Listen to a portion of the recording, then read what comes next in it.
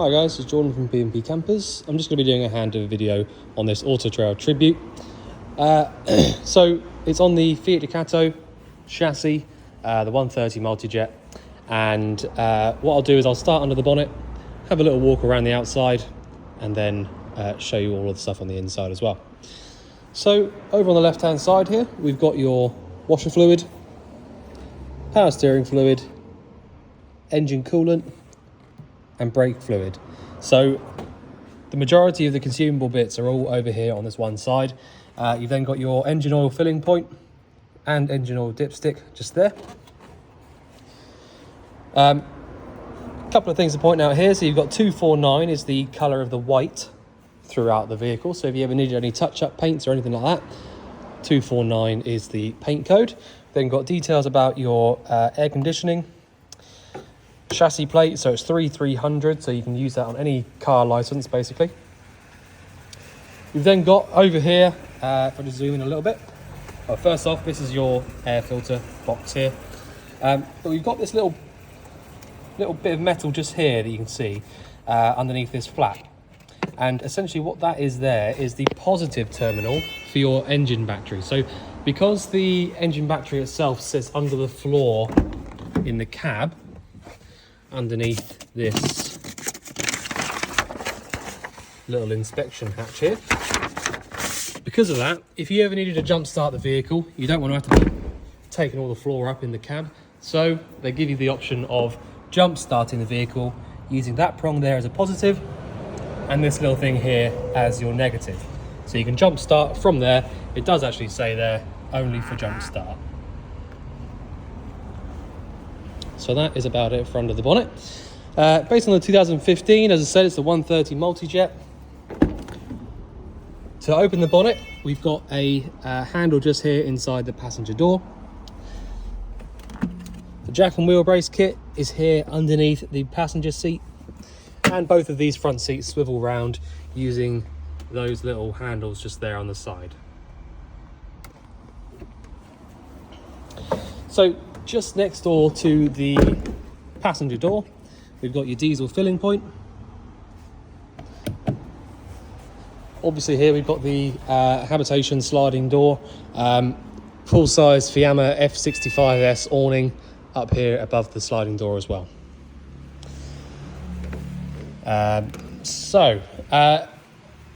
Underneath where the sliding door is just here, if I just get down and show you, we've got this little handle just here. So this is basically your wastewater drain off point. So you have got a freshwater drain as well, which I'll run you through in just a minute, but this is how you drain out your wastewater. Literally just pull on that handle there and all the water will come out from the little drain that you can see there in the middle.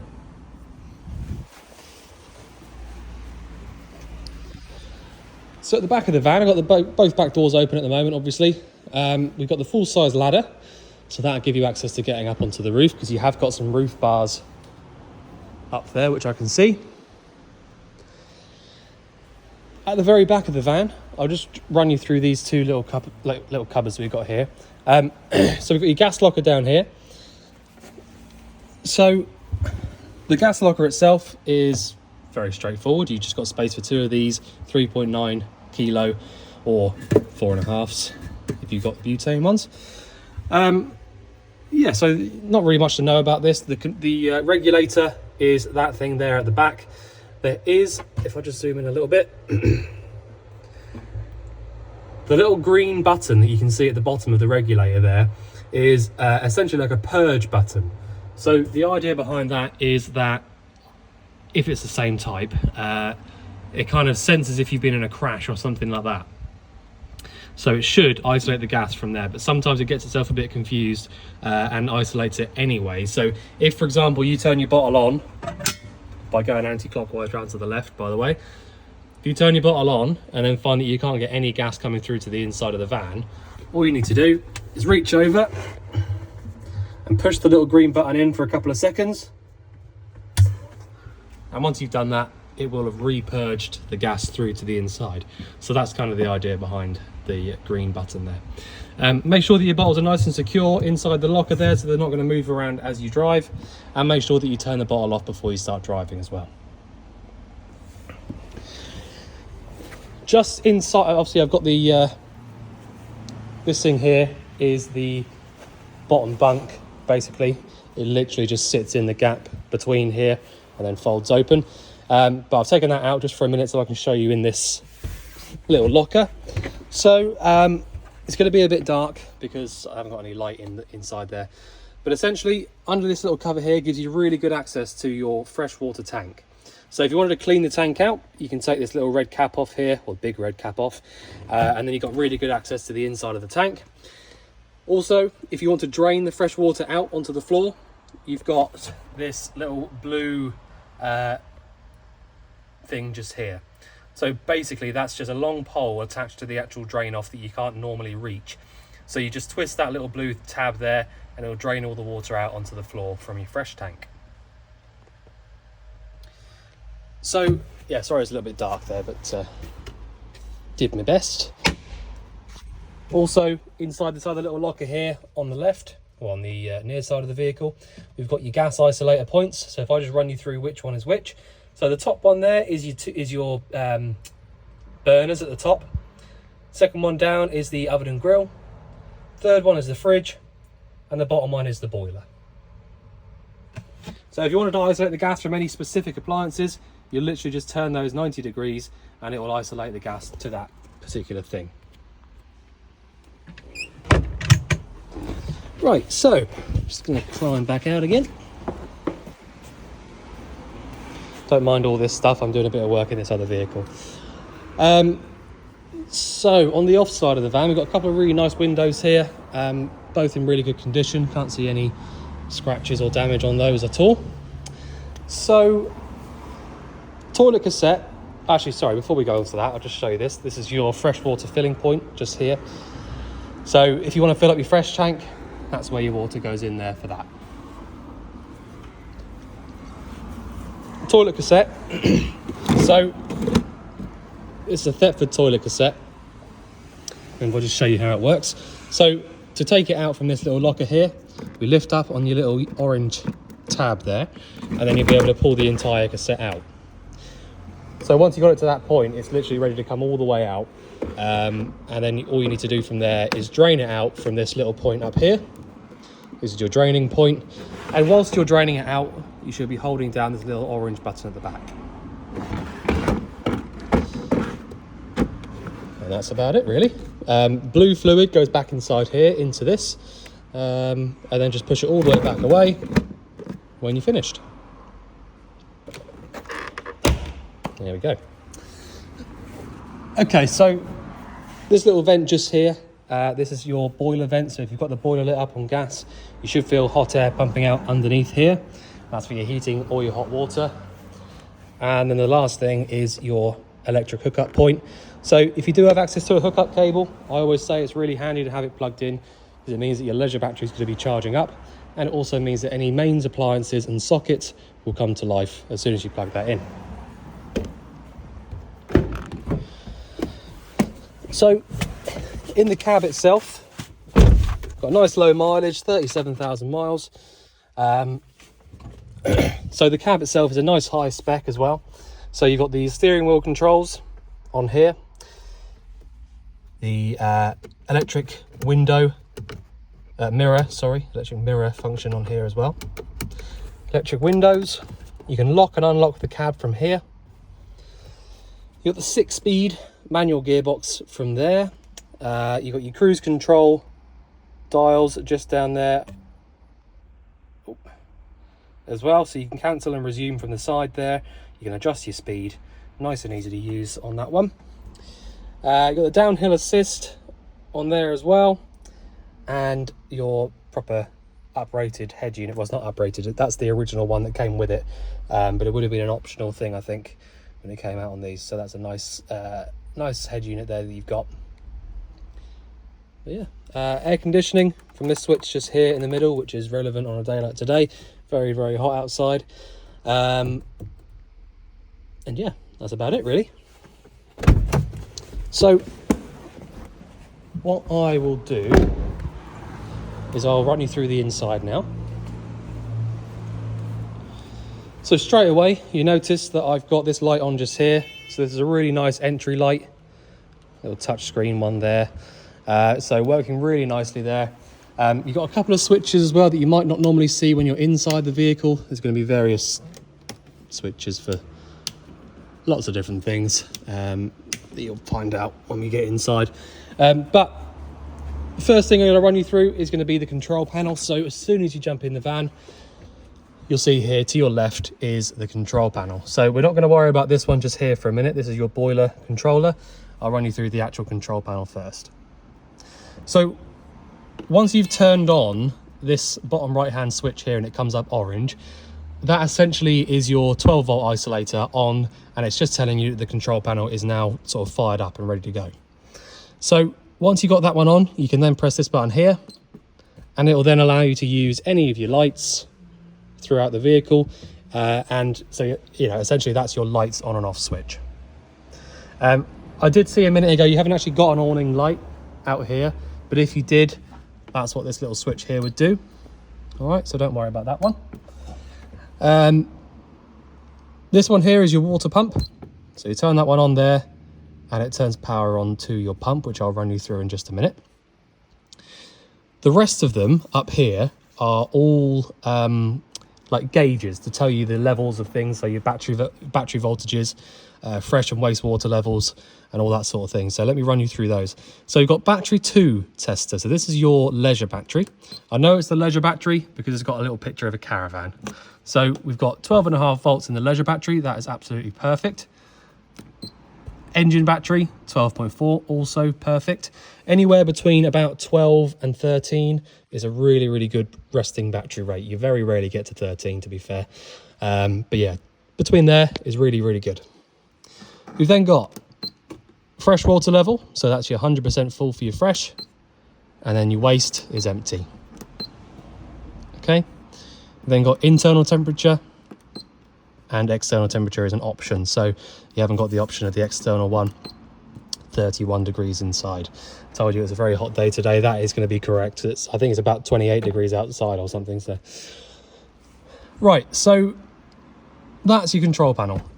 Once you've got the lights and the water pump switch turned on, that's essentially going to give you power to everything you can need. So speaking of the water pump there, as I showed you at the back there of the vehicle, you have got the really good access to the fresh tank. So you can physically see in the top of the tank really easily how much water you have in it, or you can check up there on your water level tester. Once you've made sure that you've got some water in the tank, you can then go ahead and make sure that you've got water in the boiler. So to do that, all you need to do is turn the water pump switch on up there. And the way I like to do it is I'll literally just pull the water through on the cold side. So you've got good pressure coming through there on the hot side of the tap. On the cold side of the tap. There's no coughing, no spluttering, no air coming out at all. So I can turn that off, and I just heard there the water pump turn itself straight off after I turn the tap off. So the fact that the water pump turned itself off like that means that there's no leaks. It means that we're up to pressure and we're good to go. The more important one is the hot side of the tap here. So if I pull the hot side of the tap, what's going to happen is it's going to draw water through the boiler and get it to here. So if the boiler isn't quite full, it won't draw any water through to this tap. So that's the reason why it's a good way to check that the boiler is definitely full. So if I just do that now, just see if we get any air coming through. No air whatsoever. Turn the tap off. Pump turns itself off, and there you go. So just checking that cold and hot, making sure there's good pressure coming through on the tap, and making sure that the pump turns itself off, you're good to go. All right, so next thing is once you've done that, you can then go ahead and use the boiler however you want to. So I'll show you that now as well, because that's the next sort of control panel up here. So your heating and hot water system is all powered from this Truma iNet Ready system. So if I just run you through how that works, so if I turn it on like that, get back to the home screen, and this, obviously the time here isn't right, it's not the middle of the night, but you can go ahead and change that nice and easily from there. So let's just say, I think it's about about that, roughly. So as you go back there, your time is going to be set to whatever you just chose. So the boiler in this particular one, where it's a Truma combi boiler, it essentially does your heating or your hot water or both at the same time. So if like a day like today, there's absolutely no way on earth I'm going to want to use the heating, but I might still want some hot water for a shower or for some washing up or whatever. All right, so on a day like today, I would come in here, I would ignore this one here that's flashing because that's our heating one. Go once to the right till this one here is flashing, click on that, and then scroll through and set the temperature that I want the water to be at. So let's just say I wanted it at 60.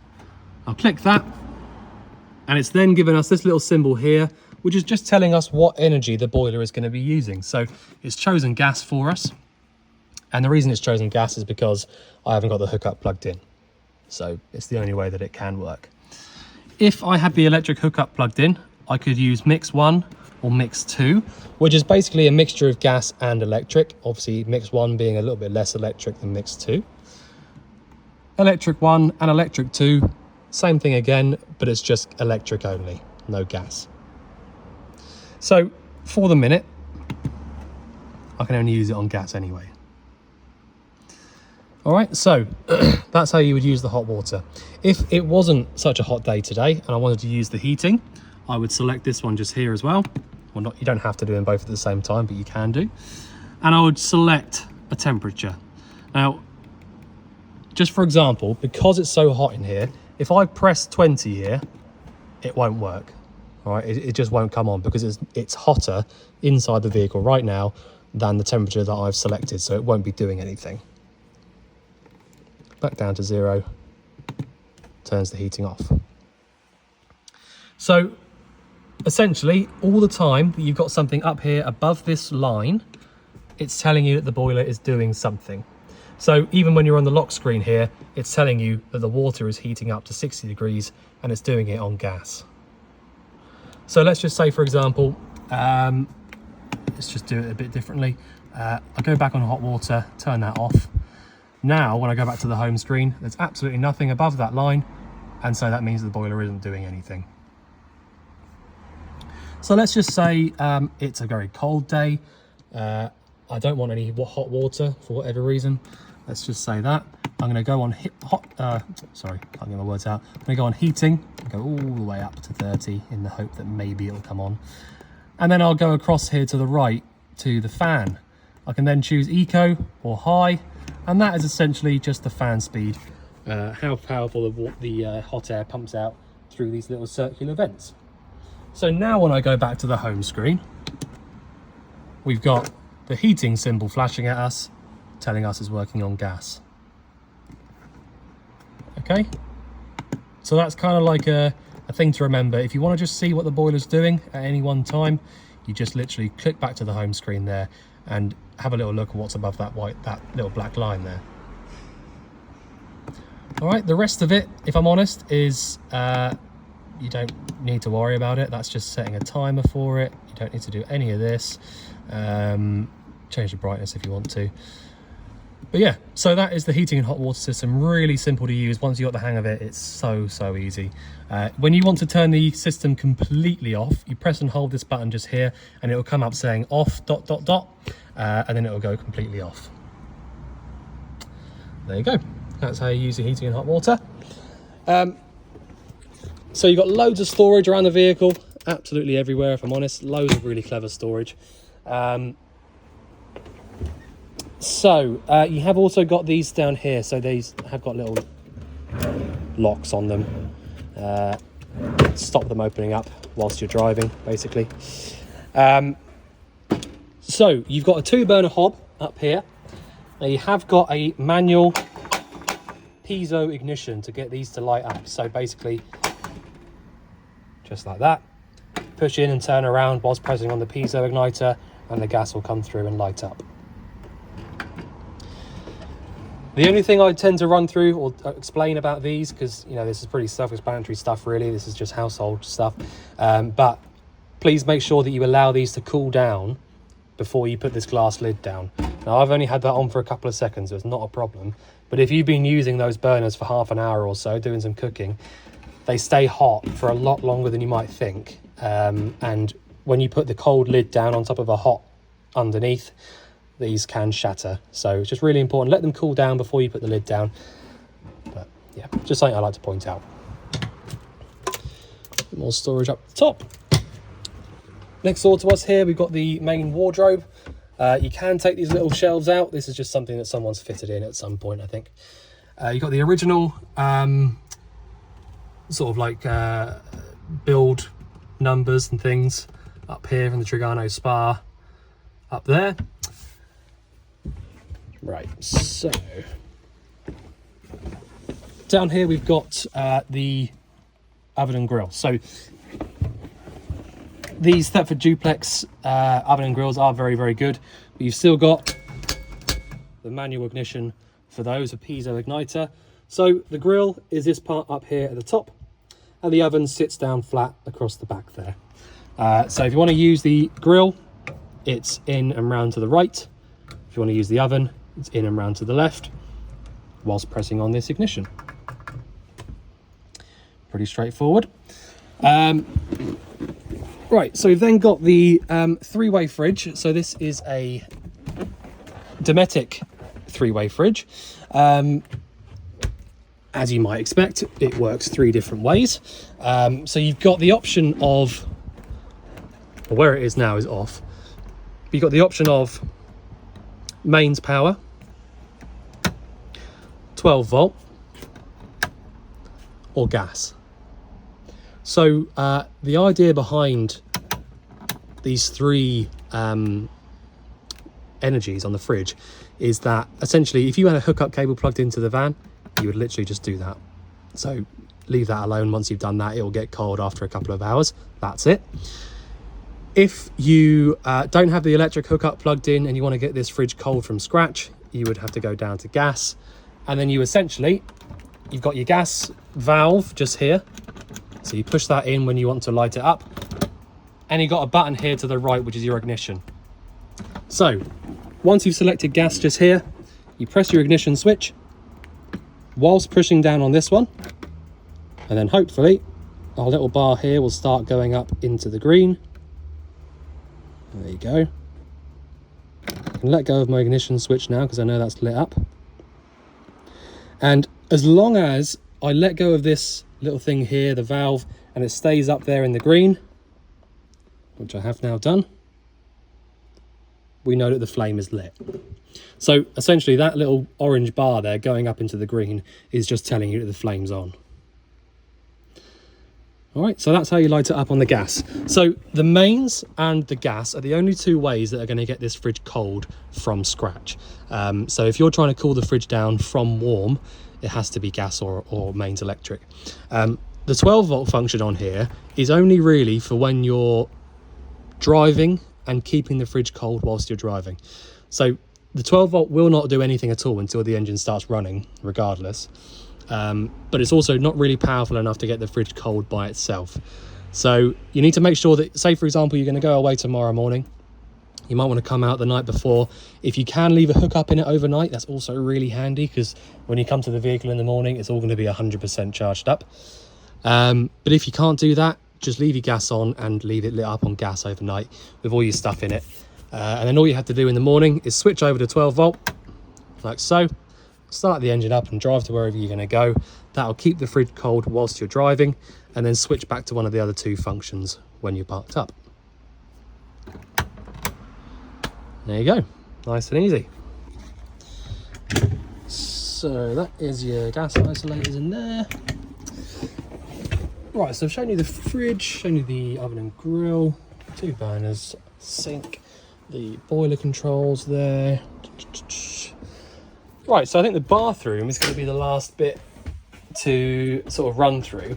I very rarely spend much time in the bathrooms because they're very, very straightforward. So this little switch just here is one that I've just pressed to turn the lights on. Got a bit of storage up there and a main socket in there as well, which is handy actually.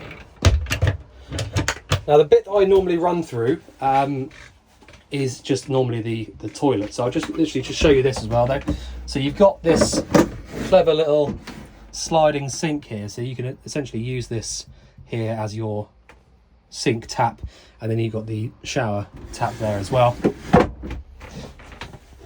So toilet itself, so I'm assuming you need to move that out of the way when you want to use the toilet. The toilet itself is very, very simple. I'll leave that up. You've got a little handle here on the right hand side, which when you pull it, or sorry, push it, it opens up the flap just there to go into the cassette. So pulling it back, pushing it forwards. So essentially, that's how you would drain it into the cassette. You've then got a button over on the left hand side, a little blue button, which when you press on it, pumps around your freshwater flush, and then you would drain it away. Make sure you put it back, and that's it. That's how you use it. So, I don't think I've missed anything out, but if I have, make sure that you let us know and I'll run you through anything you need. But otherwise, I look forward to seeing you soon. Thanks very much.